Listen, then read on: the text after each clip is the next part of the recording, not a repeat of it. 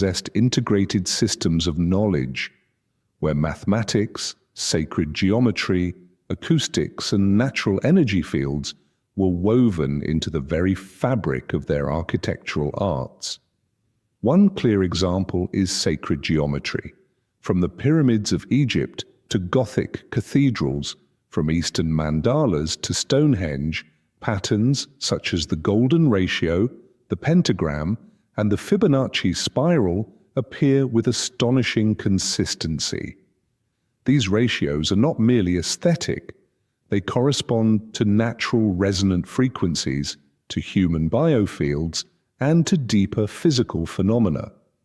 In Western esoteric traditions, particularly within secret societies such as the Freemasons and Rosicrucians, fragments of this knowledge have been preserved, though cloaked in symbols and cryptic language, rather than transmitted as direct, technical instruction. The lost or forbidden materials of the past, particularly from the Library of Alexandria and ancient monasteries, are believed to have contained detailed manuscripts on how to calculate the intersecting energy points on Earth's surface, akin to today's concept of ley lines.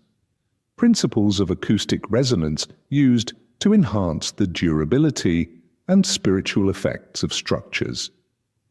Geometric and astronomical formulas for aligning architecture with key celestial events.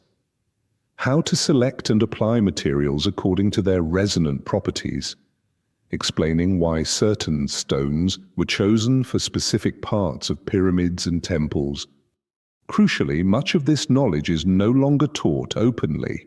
Since the Renaissance, as science separated from spirituality and intuitive wisdom, such metaphysical insights were dismissed as mysticism, no longer seen as part of legitimate architectural science. In addition, religious authorities of the past had strong motives to suppress this knowledge, especially when it stemmed from pre-Christian or Eastern traditions, and was thus labeled heretical. Today, a handful of pioneering engineers and researchers are working to rediscover these lost principles. Studies of ancient acoustics in pyramid ritual chambers, analyses of sacred geometry's biological effects, and new investigations into geomagnetic wave patterns at ancient sites are revealing that the ancients may indeed have surpassed us in their ability to harmonize matter with invisible energy fields. Yet the path to fully reclaim this wisdom remains long, for the texts that once recorded it have mostly been lost, burned, or confined to forbidden archives. And until humanity is once again ready to bridge the gap between science and spirit, the secrets of metaphysical architecture may remain one of the darkest and most hidden chapters in the history of civilization. When we think of the Crusades, what comes to mind are images of Christian armies sailing east to reclaim the Holy Land, driven by religious fervor and the ambitions of Western expansion. But few know that behind the bloody battles of the Crusades ran another more secret stream, a parallel campaign rarely recorded in official histories, a vast search for ancient knowledge and the remnants of forgotten civilizations. And the most astonishing part, many of the relics the Crusaders brought back were never displayed in churches or museums. Instead, they were locked away in the most secret archives of the Vatican, accessible only to a chosen few. The first hints of this hidden campaign do not come from official historians, but from scattered records preserved in the documents of Western esoteric societies, especially certain secret branches of the Knights Templar, the most enigmatic order of the Crusades. According to internal records held by modern Templar research groups, as early as the 12th century, the Templars were engaged in far more than banking or guarding pilgrims, as the official histories would have us believe. They also conducted organized excavations beneath sacred sites in Jerusalem, most notably around the Temple Mount. Some recovered documents, translated from ancient texts, once kept in Templar commanderies in France and Portugal, describe astonishing finds, stone tablets inscribed with an unknown language, possibly linked to pre-Judaic civilizations. Manuscripts containing advanced technical and astronomical knowledge far beyond what medieval Europe possessed. Symbols and tools likely connected to Eastern mystical traditions. Most intriguing of all are the records of maps and descriptions of lost ancient lands, which some researchers associate with legends of Atlantis or other prehistoric civilizations. But why were these treasures never made public? Here lies the crux of the matter. According to indirect evidence, as the Templars grew too powerful, the Vatican, pressured by the French crown and conservative forces within the Church, launched a campaign to destroy them. Yet instead of obliterating the artifacts the Templars had gathered, many were seized and quietly transferred to the Vatican's secret archives. Records from the 14th century mention clandestine transports from fallen Templar monasteries to Rome. Some of these items are believed to have been sealed within the underground vaults of the Vatican Library. Others may have fallen into the hands of esoteric societies, where they were preserved in deep secrecy. Curiously, from the 15th century onward, waves of new knowledge began to appear in Europe, from Hermetic philosophy to esoteric science and sacred geometry, the origins of which remain largely unexplained. Some scholars believe that the Templars or their allied networks quietly leaked portions of this knowledge obtained in the East and from ancient relics. But the core knowledge, the materials concerning prehistoric civilizations, architectural mastery, and metaphysical cosmology, is thought to have been locked away by the Vatican. These documents, if they exist and were made public, could fundamentally challenge the pillars of Western religious doctrine, which rests on a view of human history beginning with the biblical creation. One indirect piece of evidence is that for centuries, the Vatican has consistently refused requests to open its archives to independent scholars. Even faithful Catholic academics are granted access only to carefully curated sections. The deep archives, where materials from the Crusader campaigns may lie, remain strictly off-limits. So what did the Crusaders really bring back? We may never know for certain, but the remaining clues, from symbols in ancient Templar churches to forbidden emblems, suggest that beneath the visible crusades ran a profound current of hidden knowledge, far richer than the official histories reveal. And until the Vatican, or someone else, unlocks the great iron doors of these forbidden vaults, this question will continue to haunt all who yearn to understand the true history of humankind. In the vast canvas of human history, the rise and fall of civilizations is often portrayed as the inevitable result of natural forces, disasters, wars, plagues. These are the causes most often cited in official records. But there is another side to this story, a darker and far more unsettling side, seldom included in mainstream education, the tale of civilizations that were not destroyed by fate, but by the deliberate will of forces lurking in the shadows. The questions beg to be asked. Why? And who wielded the blade? To find the answers, we must look deeper, into cases where the collapse of once great cultures was not the random hand of misfortune, but the outcome of carefully orchestrated plans to erase knowledge, control history, and shape global power. One of the clearest examples is the destruction of the Cathar civilization in southern France during the 13th century. The Cathars, with their simple philosophy of life, respect for spiritual freedom, and preservation of ancient religious and medical knowledge, were seen as a profound threat by the Roman Catholic Church. The Albigensian Crusade was not merely a religious war, it was a systematic campaign to obliterate an entire culture. to burn its sacred texts, to silence its teachers, and to eliminate alternative streams of thought. When the fortress of Montségur fell in 1244, not only were thousands of people burned alive, so too were countless precious manuscripts reduced to ash. Who orchestrated this? Clearly, the Vatican, driven not only by the defense of doctrine, but by the deeper aim of ensuring that no stream of knowledge outside its sanctioned control could take root. Another, even more subtle, example is the near-total erasure of indigenous knowledge in Central and South America following European conquest. The Maya, Inca, and Aztec civilizations possessed advanced systems of mathematics, astronomy, medicine, and architecture. Yet after the conquests, more than 99% of their written works were destroyed, burned by Franciscan and Jesuit priests in the name of purifying heresy. Why?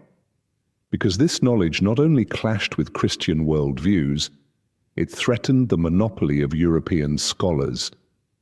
To control knowledge is to control power, and in many cases, destroying an entire civilization was seen as the most efficient way to achieve this. Another profound example is the Harappan civilization of the Indus Valley. To this day, archaeologists remain unable to fully explain why this highly advanced urban culture vanished so completely. Unorthodox sources, including manuscripts from certain Western esoteric orders, suggest that external forces may have intervened, seeking to prevent the spread of Harappan metaphysical knowledge. Symbols found on Harappan pottery and architecture hint at an understanding of natural energies, sacred geometry, and acoustic resonance, knowledge that could have radically altered the consciousness of neighboring civilizations and even modern humanity had it survived. But who are the forces behind such schemes? Across history, a familiar pattern emerges: entities seeking to control knowledge in order to concentrate power, be they empires, religious institutions, or secretive organizations. In the Middle Ages, the Vatican was a prime actor.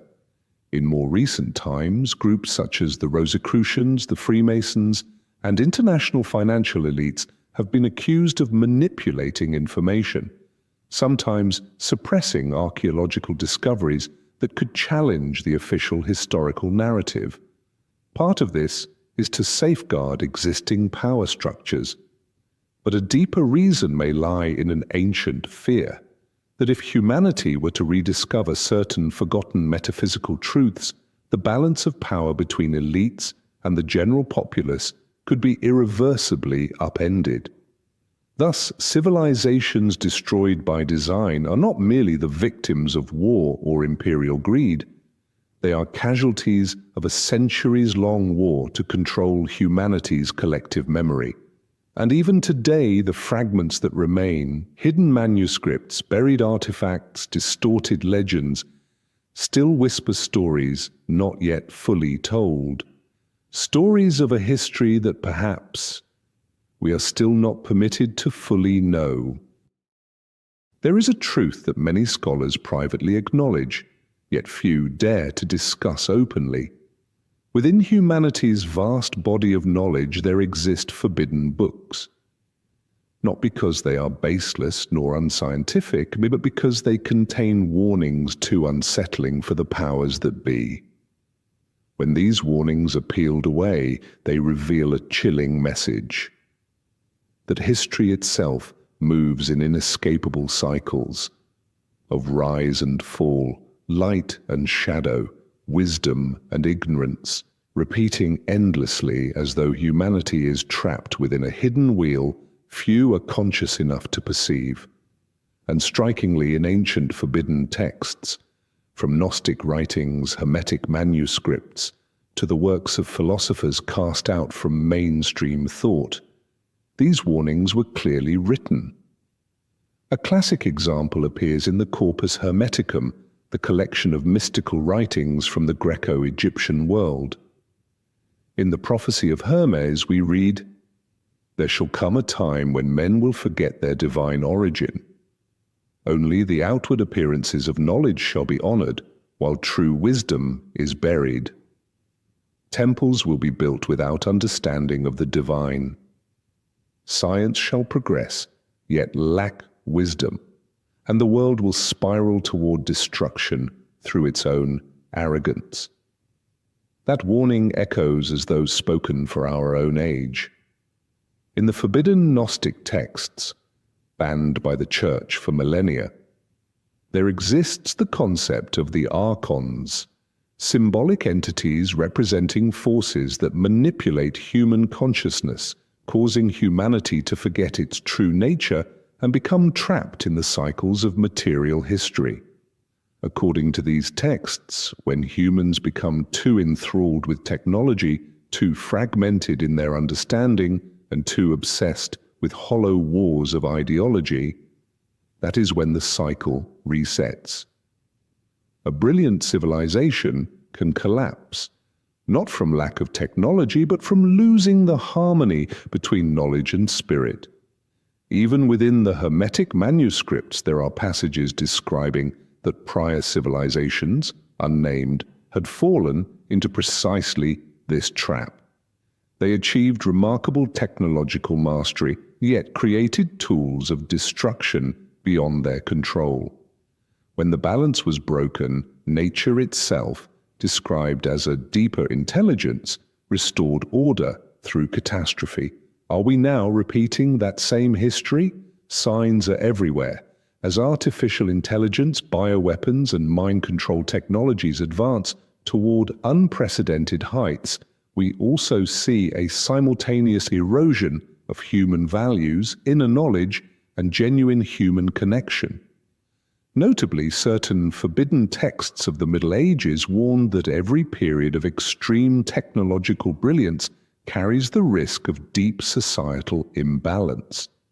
When humankind believes it can replace the divine or nature with machines and pure logic, that is the moment when collapse begins silently.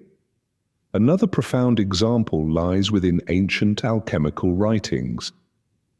The alchemists were not merely seeking gold, they embedded deep philosophy about the life cycle of civilizations.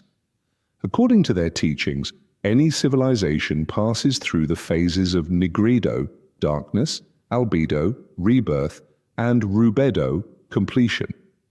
But when this natural process is forcibly halted, when power structures seek to freeze a civilization in the rubedo phase through control or violence, decay inevitably follows. In our modern world, with global networks of information control, cultural homogenization, and resource dominance on a scale never before seen, we are in danger of falling into exactly that trap. Modern forbidden literature, from studies on thought-controlled technologies to reports on the risks of runaway AI, show that the cycle is closing faster than ever. Yet, like the Gnostic manuscripts of old, these warnings are kept on the fringes, excluded from mainstream discourse. Perhaps the bitterest truth is this: prior civilizations, Atlantis, if it truly existed, Sumer, ancient Egypt, the Maya, all seem to have followed these same paths. Their remaining ruins, inscriptions, and oral legends all whisper of golden ages lost, swept away by human arrogance and imbalance. Are we destined to repeat their fate? As the ancient Hermetic sages said, the answer depends entirely on whether we can learn the lesson. But to learn, we must be free to access the knowledge, including that which is now forbidden or distorted. And perhaps in this turbulent age, seeking out the warnings contained in forbidden books and listening to the wisdom of the past may be our last chance to break free from the harsh cycle that human history seems unable to escape. Perhaps the greatest danger is not when a civilization collapses, but when its memory is erased from our collective consciousness. For when memory is lost, so too are the lessons. And when the lessons are gone, the cycle of history is given the chance to begin once more. The stories we have explored together of buried civilizations, forbidden books burned, hidden knowledge sealed away, and warnings deliberately obscured, these are not mere fragments of some distant past. They stand as reminders that history, no matter how distorted or concealed, remains alive. It whispers through folk legends, through symbols etched into ancient stone walls, through manuscripts preserved in silent lineages. And above all, it lives in how we remember, how we retell, and how we act today. For each time someone asks, what lies beyond the official version of truth? That is a moment when a small part of history's hidden light is rekindled. Each time a person reads a forbidden text, explores a forgotten civilization, or sits quietly before an ancient ruin, not hurriedly snapping a photo for the internet, but truly listening to the stones, the winds, the echoes of memory. In that moment, the great wheel of ignorance slows, if only a little. But this is no easy task, for the forces that seek to control memory remain strong. They shape our education systems, dominate the media, and even influence the way we think about what history is meant to be. They would have us believe that stories outside the mainstream are mere conspiracies, that ancient knowledge is mere myth, and that nothing exists beyond the polished surface of the officially approved historical narrative. Yet you and I, having journeyed this far together, can sense a deeper truth. There are too many puzzle pieces that do not fit within the story we were taught. Too many traces have been deliberately obscured. Too many warnings have been quietly ignored. And if we do not choose to speak of these stories, they may truly vanish. But history does not die, as long as there are those willing to tell it, those willing to listen, and those willing to question. So when you turn off this video, take a moment to look again at those old maps, those ancient statues, those faded pages you may have once glanced at without a second thought. Perhaps some small symbol, some forgotten mark, might lead you toward a new path of discovery. And when someone tells you that history has only one version, smile.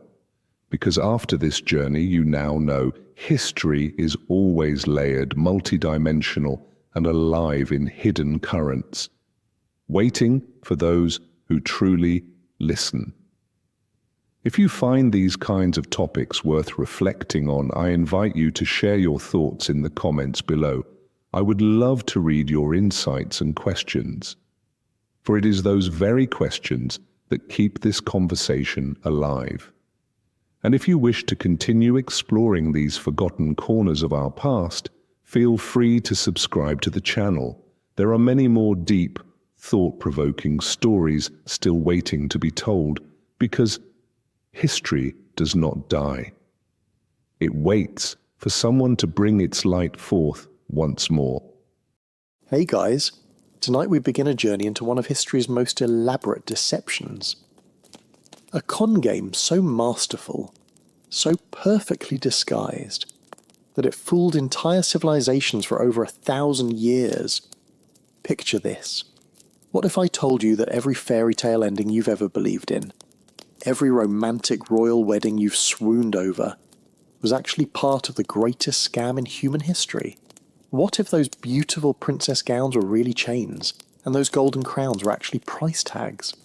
Tonight, we're pulling back the velvet curtain on medieval royal marriages, and I promise you, what you're about to discover will change how you see every Disney movie forever. Now, before we dive into this royal rabbit hole together, I'd love it if you could hit that like button, but only if tonight's story truly captivates you. And hey, if you're someone who loves uncovering the hidden truths behind history's most beautiful lies, that subscribe button is calling your name. I'm genuinely curious. Are you listening to this tucked in bed? Maybe with a cup of tea? Or perhaps you're taking a late-night walk under the stars. Drop a comment and let me know where this story finds you tonight. Your stories always make my day.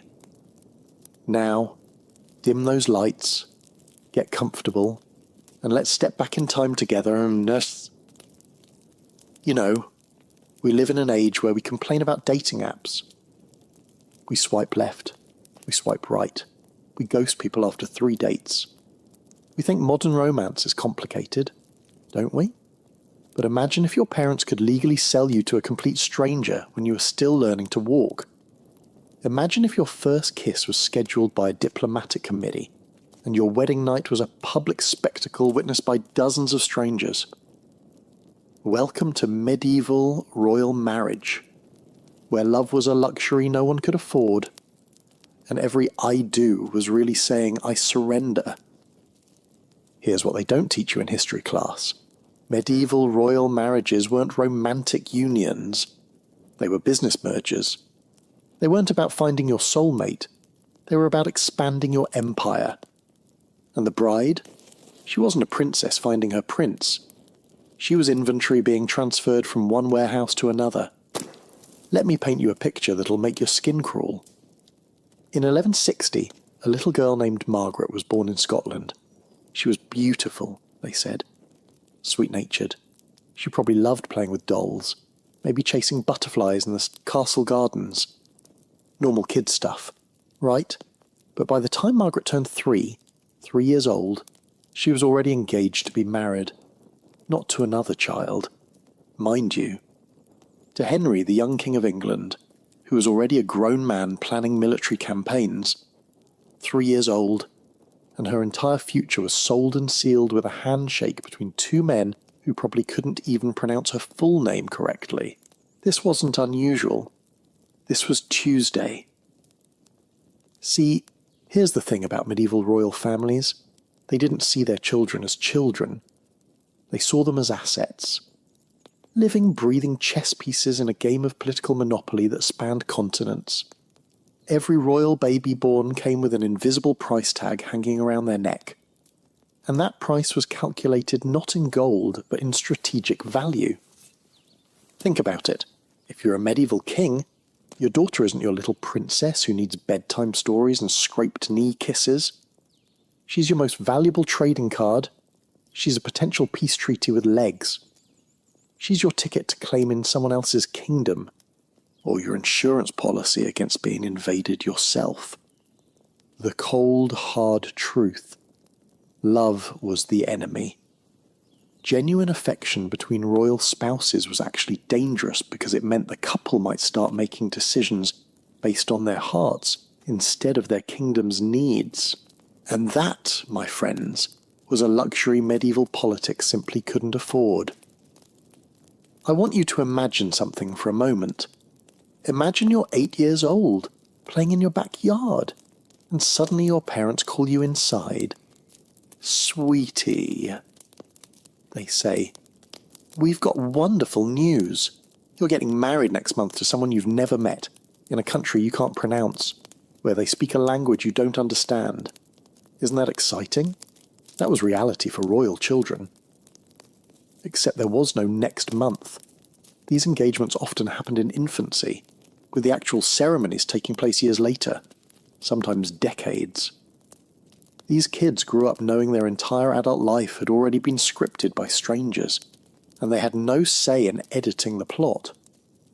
But here's where it gets really twisted. Medieval royal marriages weren't just arranged. They were performed with all the pageantry of a genuine love story. The white dress, the beautiful ceremony, the celebration afterwards. Everyone played along with the romantic fantasy because, well, it made the bitter pill of political manipulation so much easier to swallow. It was theatre. Pure, elaborate theatre designed to make a property transaction look like a fairy tale. And the most heartbreaking part? Many of these royal brides and grooms never even met their spouses until their wedding day. Can you imagine? Your first conversation with the person you're legally bound to spend your entire life with happens at the altar, probably in front of hundreds of strangers, while wearing the most uncomfortable outfit you've ever put on. Some couples were luckier. They might exchange a few letters beforehand, maybe a portrait. But even those portraits were basically medieval Photoshop. Court artists were hired to make everyone look like a Renaissance Instagram filter had blessed them from birth. One particularly brutal example, in 1396, 6-year-old Isabella of Valois was married to 29-year-old King Richard II of England. The age gap alone should make your stomach turn. But here's the kicker. This marriage was specifically designed to end a war between England and France. Little Isabella wasn't walking down the aisle to meet her Prince Charming. She was walking down the aisle to seal a ceasefire agreement. She was a living, breathing peace treaty in a pretty dress. Now, you might be thinking, okay, but surely some of these marriages worked out. Surely some couples found love eventually. And you know what? Some did. But here's the thing. When love did bloom in royal marriages, it was purely accidental. It was a happy side effect, not the goal. And when it did happen, it often caused more problems than it solved. Because personal happiness and political necessity rarely aligned perfectly. The system was designed to fail the individuals within it, while serving the greater political machine. And it worked flawlessly for centuries. But I know what you're wondering right now. If medieval royal marriages were such obvious scams, such blatant examples of treating people like property, why did everyone just go along with it? Why didn't anyone stand up and say, this is wrong? Why didn't the children themselves rebel against a system that was stealing their most basic human right, the right to choose who to love? Well, here's where our story gets even more heartbreaking, because the answer reveals something profound about how power works, how control is maintained, and how human beings can be systematically taught to surrender their own dreams. The truth is, these royal children didn't just accept their fate passively. They were actively trained, from the moment they could understand language, to believe that love itself was their enemy.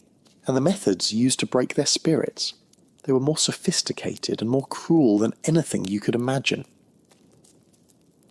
The answer to those questions is more chilling than you might expect. Because medieval royal families didn't just accidentally stumble into a system that crushed their children's dreams, they perfected it. They turned the destruction of love into an art form, a science, a carefully orchestrated process that began before these children could even speak. Picture this. You're 3 years old, and instead of bedtime stories about brave knights rescuing princesses, you're told tales about princesses who saved kingdoms by marrying wisely.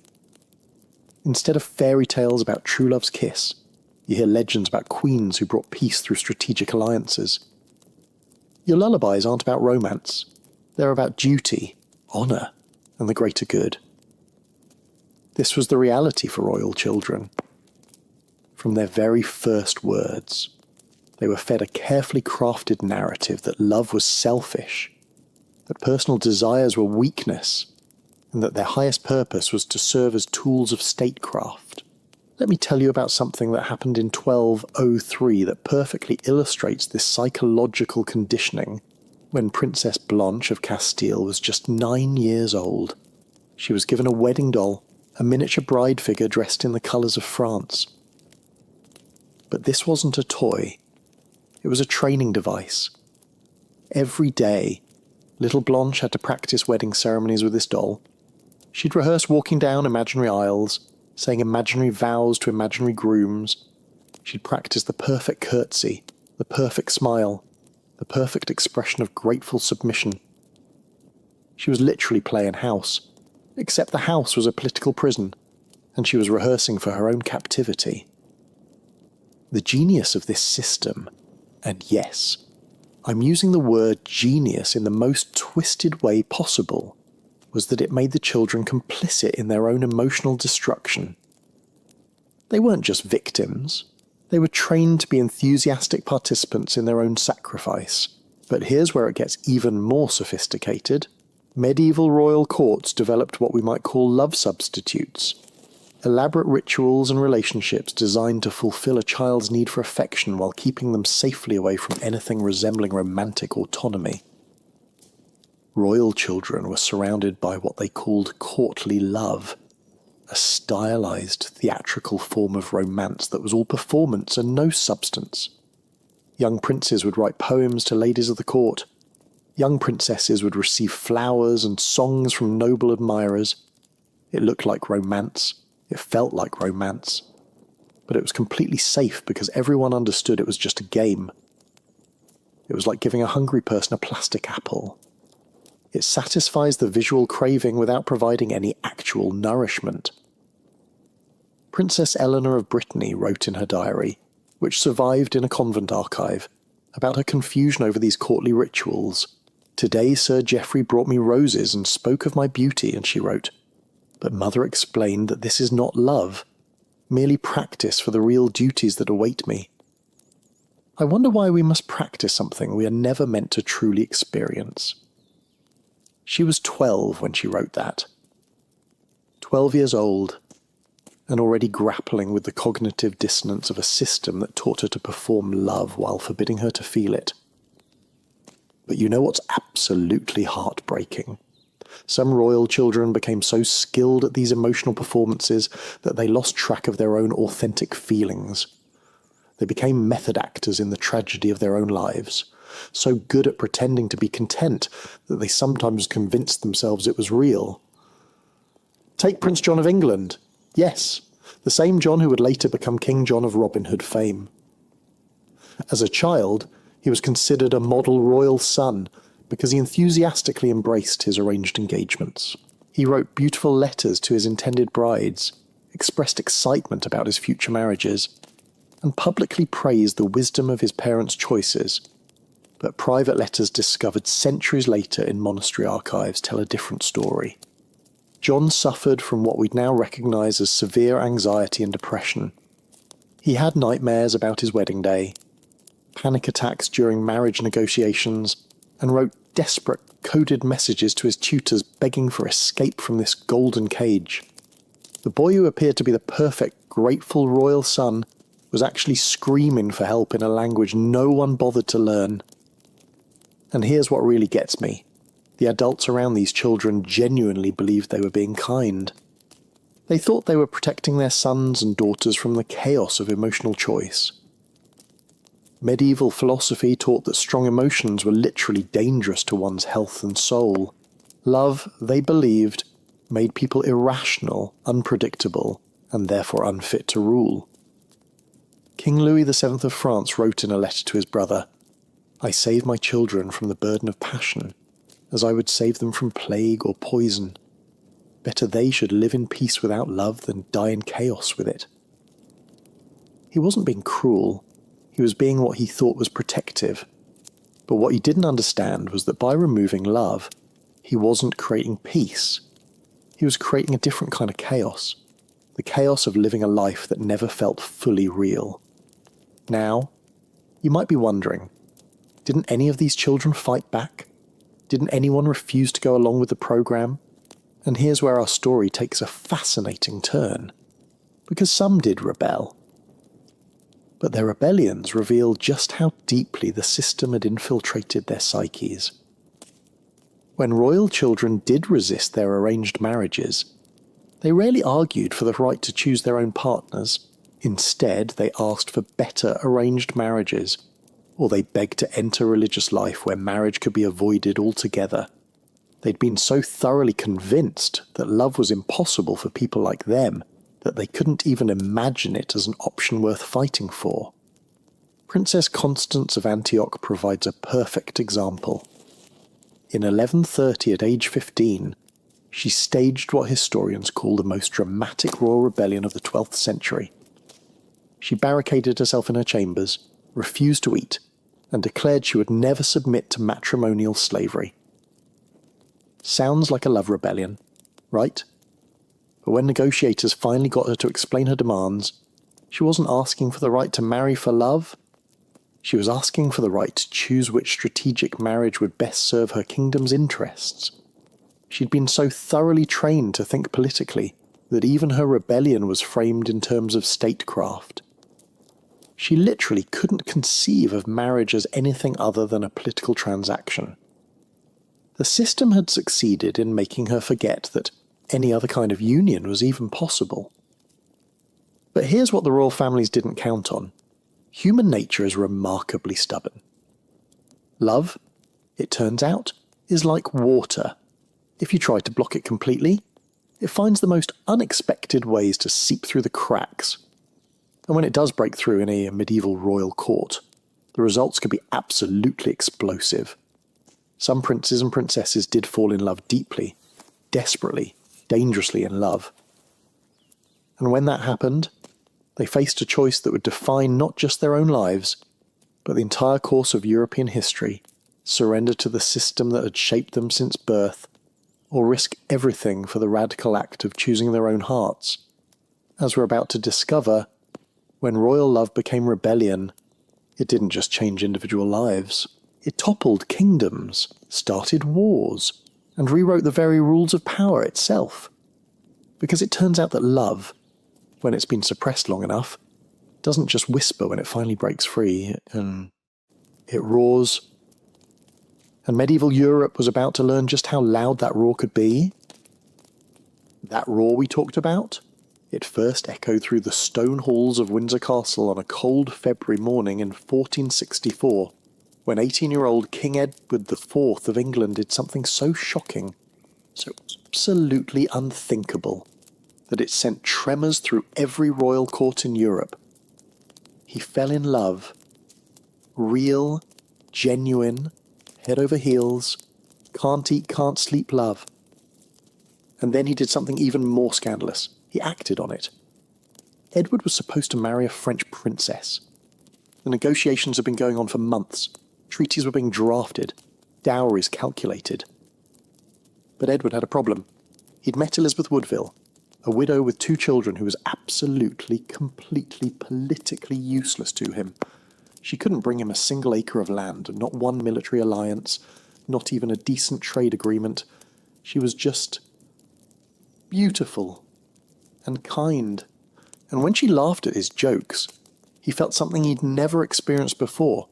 The pure, terrifying joy of being liked for himself, not for his crown. So, what did Edward do? He married her in secret. At dawn, with only her mother and a priest as witnesses, the King of England literally snuck out of his own castle to elope like a lovesick teenager, knowing full well it could cost him his throne. When the news broke, the reaction was swift and absolutely brutal.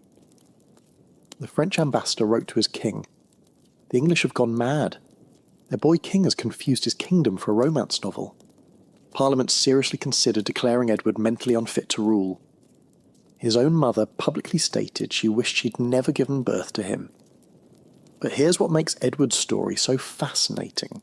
He didn't just defend his choice. He celebrated it.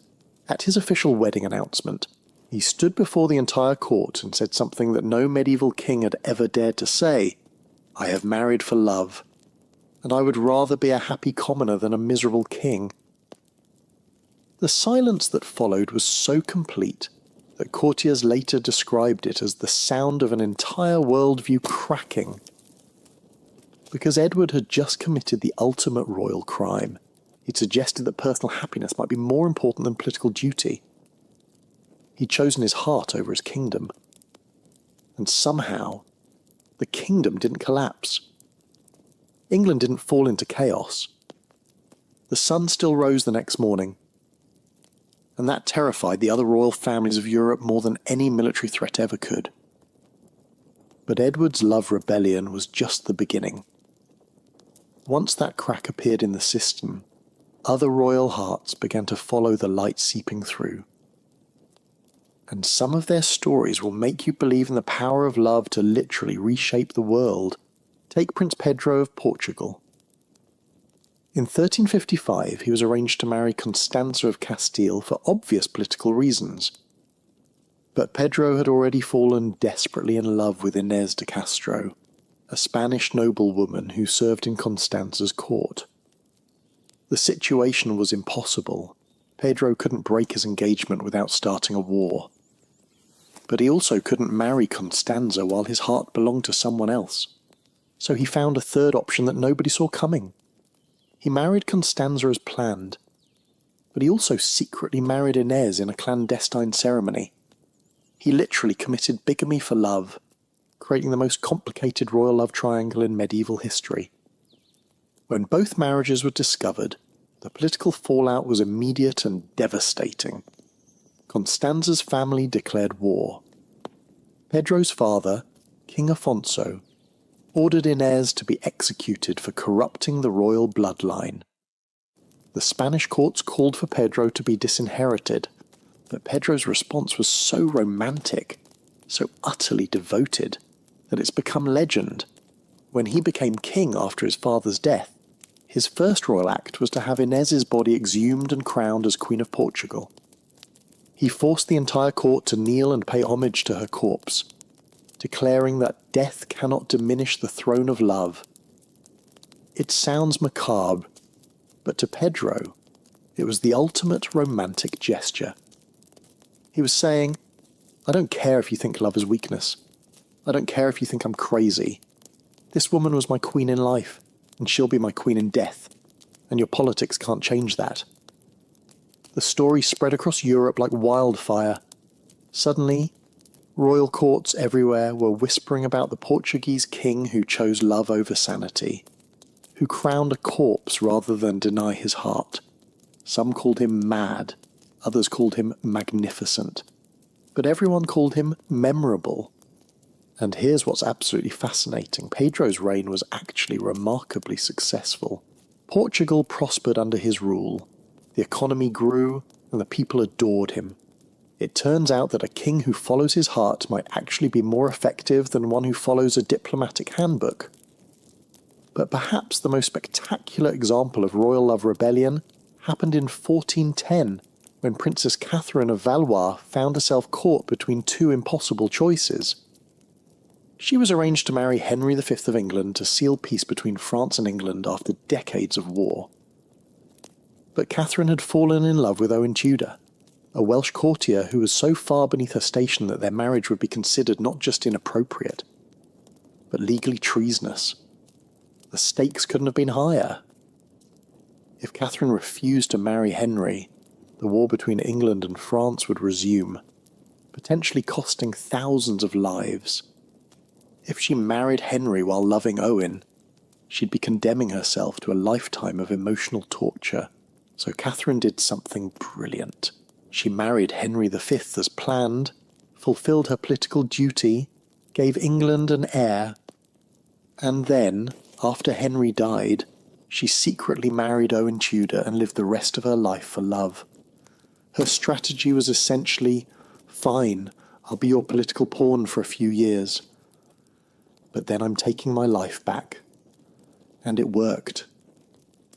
Her secret marriage to Owen Tudor produced children who would eventually found the Tudor dynasty, meaning that some of England's greatest monarchs, including Henry VIII and Elizabeth I, descended from a love marriage that was supposed to be impossible. Catherine literally changed the course of English history by refusing to let politics permanently crush her heart. But these love rebellions didn't just affect individual lives. They started a revolution in how medieval society thought about marriage, choice, and the relationship between personal happiness and social duty. Because when royal children started choosing love over politics, it sent a message to every other young person in the kingdom. Maybe you don't have to accept the life other people plan for you either. Suddenly, merchant families were allowing their children more say in marriage choices. Noble houses were considering compatibility alongside dowries. The idea that love might be a legitimate factor in life. Decisions started spreading through medieval society like a love song. but the established powers didn't give up without a fight. The more royal children rebelled for love, the more elaborate and cruel the system's responses became. And what happened next reveals just how far medieval institutions would go to maintain control over young hearts. Because if you think the training we talked about earlier was intense, wait until you hear about the lengths royal families went to when they realised their children were starting to fight back. The countermeasures they developed were so sophisticated, so psychologically devastating that they make modern propaganda look like amateur hour. And the children caught in this escalating war between love and power, they were about to face choices that no human being should ever have to make. Those impossible choices began to materialise almost immediately after Edward IV's love rebellion sent shockwaves through medieval Europe. The royal establishments across the continent realised that they were facing their worst nightmare. Their carefully constructed system was beginning to crack, and love was seeping through those cracks like water through a dam. Their response was swift, systematic, and absolutely ruthless. Welcome to what I call the medieval dating app from hell. Except this wasn't about finding love. It was about preventing it so thoroughly that royal children would never even dream of Edward IV's rebellion. You see, the old system had a fatal flaw. It allowed royal children to meet potential love interests at court, at ceremonies, during diplomatic visits. Those chance encounters, those stolen glances across a banquet hall, those conversations during a dance, they were creating exactly the kind of emotional connections that led to disasters like Edward's secret wedding. So the royal families got creative. Terrifyingly creative. In 1470, just 6 years after Edward's scandalous marriage, the French court implemented what they called the Portrait Protocol. From that point forward, royal children weren't allowed to meet their intended spouses until the actual wedding day. Instead, they would be shown painted portraits and given written descriptions of their future partners. But here's where it gets diabolical. These portraits were essentially medieval propaganda pieces designed to make the children fall in love with the political arrangements rather than actual people.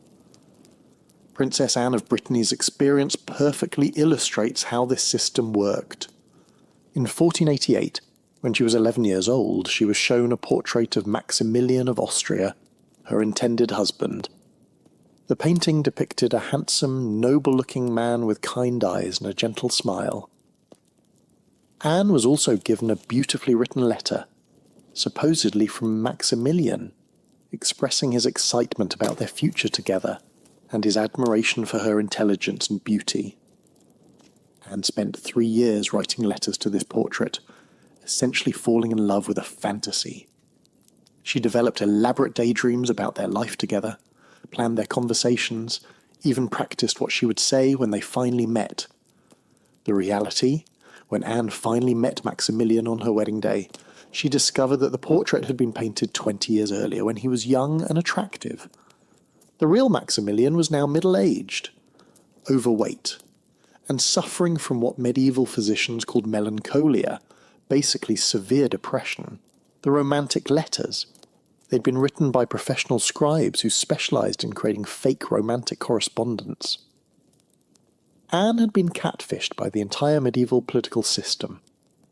But the portrait scam was just the beginning. Royal courts began developing what we might call emotional isolation protocols, designed to prevent their children from forming any meaningful relationships that might compete with arranged marriages. Take the case of Prince Charles of Anjou in 1485. When Charles turned 14, the age when medieval boys typically began forming friendships and romantic interests, his father implemented something called the rotation system. Charles was never allowed to spend more than 2 weeks in the same location. He'd stay at one castle for a fortnight, then be moved to another, then another, then another. The official reason? To broaden the young prince's education and understanding of his future territories. The real reason? To prevent him from forming any lasting emotional bonds with anyone. Every time Charles started to connect with someone, a fellow page, a young lady of the court, even a mentor figure, he'd be whisked away before the relationship could deepen. Charles's private tutor wrote in a letter that survived in monastery archives, "The young prince has become like a ghost in his own life, present but never truly settled anywhere. He speaks to no one with real intimacy, trusts no one with his thoughts, and seems to believe that all human connections are temporary by nature." They had successfully trained a prince to be emotionally numb. Mission accomplished. But perhaps the most sophisticated manipulation involved what courts called compatibility theatre. This was the practice of staging elaborate romantic scenarios to make arranged marriages feel like love stories. Here's how it worked. Let's say Princess Isabella was arranged to marry Prince Ferdinand. Months before they met, both children would be told carefully crafted stories about their destined partner. Isabella would hear about Ferdinand's bravery, his kindness, his noble character. Ferdinand would hear about Isabella's beauty, her wit, her gentle nature.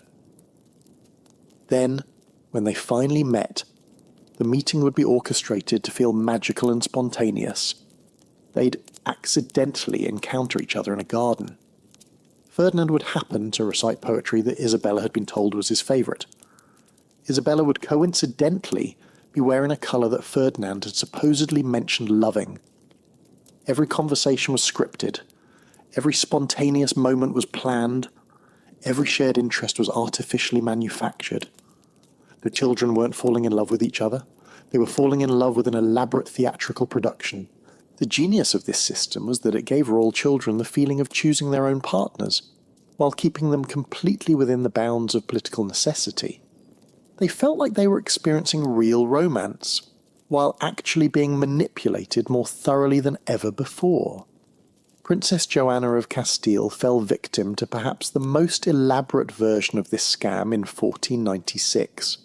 She was told that her arranged marriage to Philip of Burgundy had been postponed indefinitely due to political complications. Meanwhile, she began receiving anonymous love letters from a mysterious admirer who seemed to understand her perfectly, who shared her interests in music and poetry, who made her feel seen and valued for who she truly was. Joanna fell deeply in love with her anonymous correspondent. She spent months writing passionate responses, sharing her deepest thoughts and dreams. She felt like she was experiencing the kind of pure spiritual connection that transcended political arrangements. Then, on her wedding day, she discovered that Philip of Burgundy had been her mysterious correspondent all along.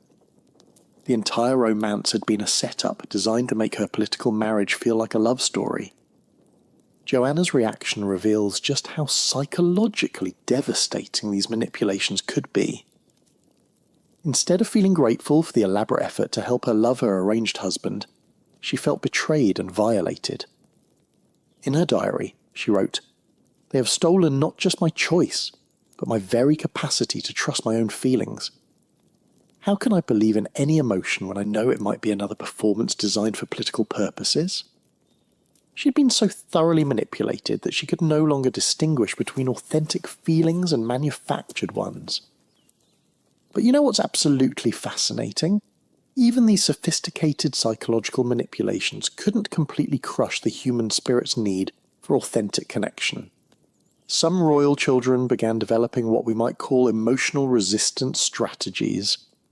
They created secret languages, hidden friendships, covert ways of maintaining real human connections despite the system's attempts to isolate them. Some princesses would communicate their true feelings through flower arrangements. A yellow rose meant "I'm lonely." White lilies meant "I'm afraid." Red poppies meant "I remember what real love feels like." Some princes developed elaborate coded correspondence systems, writing letters that looked like formal diplomatic communications but actually contained personal messages hidden in specific word choices and letter spacing.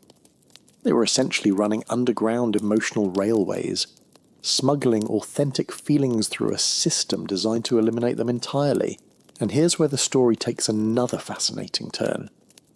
Because as these medieval dating app manipulations became more sophisticated, they started to backfire in unexpected ways. The royal children who were being most heavily controlled began to develop something the system hadn't anticipated: They became expert at detecting lies, manipulation, and emotional fraud. They had been so thoroughly trained to recognize fake romance that they became incredibly skilled at identifying the real thing when it appeared. And when that happened, when a genuinely authentic connection broke through all the elaborate defenses, well, let's just say that a royal child who spent their entire life surrounded by emotional fakery knows the value of the real thing when they find it, and they're willing to risk everything to protect it. When that real thing finally appeared, it created some of the most legally complex and financially devastating documents in medieval history. Because here's what nobody talks about when they romanticize royal weddings. The paperwork behind these marriages was more complicated than modern corporate mergers, and infinitely more binding. Let me show you just how insane these marriage contracts really were by walking you through one that almost started World War Medieval. In 1469, the marriage contract between Isabella of Castile and Ferdinand of Aragon wasn't just a wedding agreement. It was a 47-page legal document that essentially redesigned the map of Spain. And when I say 47 pages, I'm talking about dense, handwritten medieval script that would make modern tax law look like a children's book. Page 1 covered the basics. Who was marrying whom, when, and where. Pages 2 through 15 dealt with the dowry, but this wasn't just here's some golden land. Isabella's dowry included entire cities, trading routes, mining rights, fishing territories, and something called future conquest rights, which basically meant Ferdinand would own half of any land Isabella might conquer later in life. Talk about ambitious wedding planning. But pages 16 through 31, that's where things got really wild. These pages covered what we might call genetic futures trading, detailed specifications about which children would inherit what, how many sons needed to be produced to secure the alliance, what would happen if Isabella died in childbirth, what would happen if Ferdinand died in battle, and even contingency plans for what would happen if both of them died but left pregnant mistresses. Yes, you heard that right. Medieval marriage contracts included provisions for hypothetical children from extramarital affairs. They were planning for infidelity before the couple had even said, "I do." Pages 32 through 40 covered military obligations. When Isabella married Ferdinand, she wasn't just gaining a husband, she was contractually obligating her entire kingdom to provide military support for any wars Ferdinand might start for the rest of his life. Ferdinand, in turn, was legally bound to defend Isabella's territories, even if it meant bankrupting his own kingdom. Imagine signing a marriage certificate that automatically enrolled your entire family in your spouse's future fights. Honey, I love you so much I'm willing to commit my father's army to whatever conflicts you might stumble into over the next 40 years. And the final 15 pages?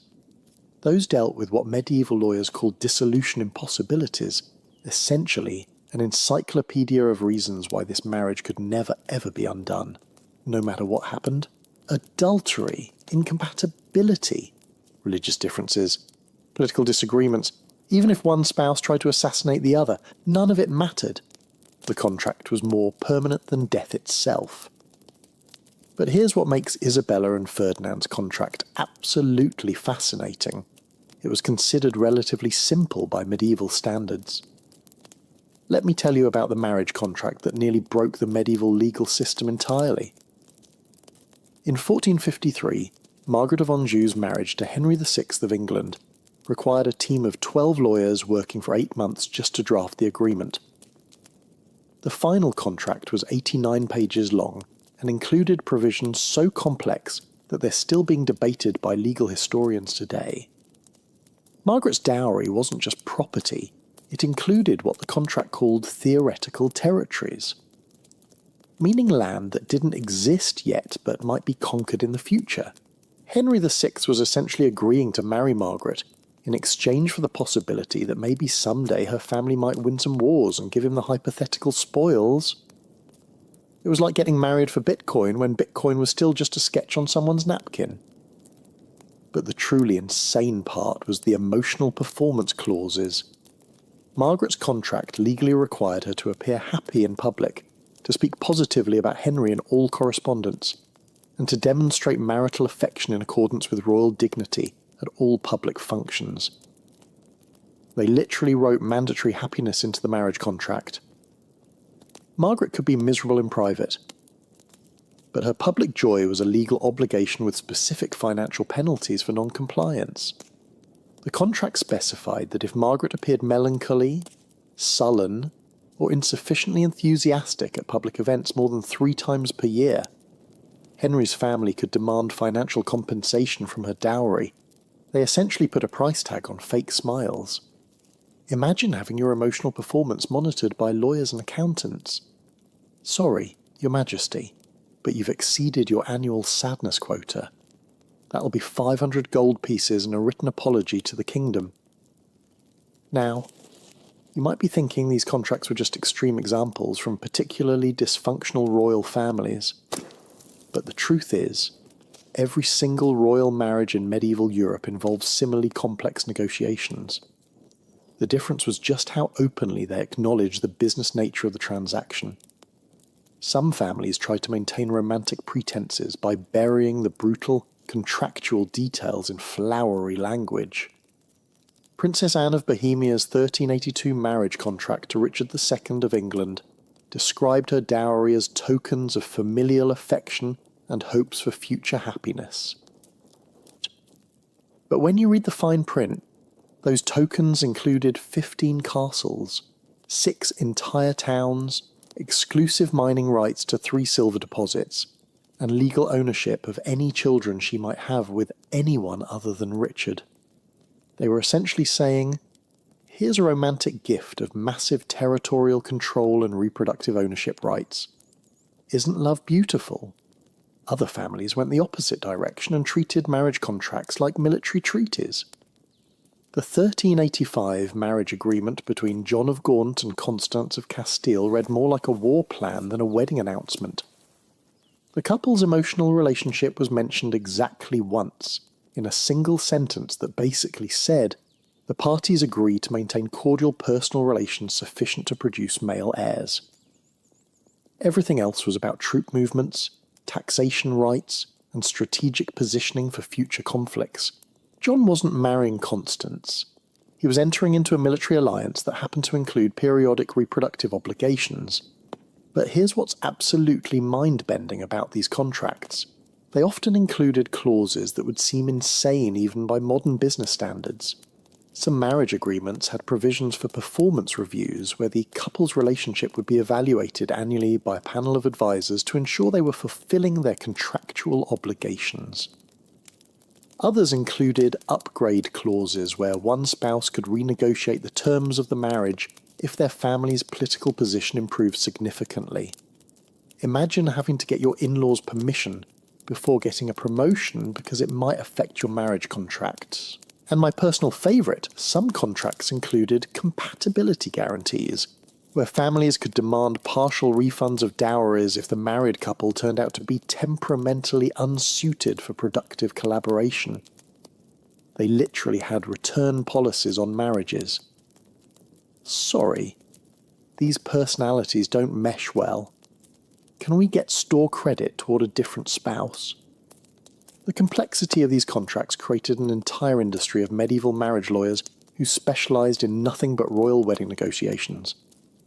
Some of these lawyers spent decades working on single contracts, becoming experts in the most minute details of territorial law, inheritance customs, and diplomatic protocol.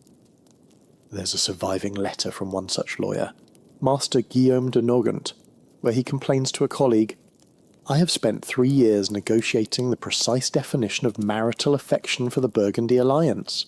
We are currently deadlocked over whether hand-holding in public should be classified as mandatory courtesy or optional romantic display. 3 years. Arguing about hand-holding clauses for one wedding.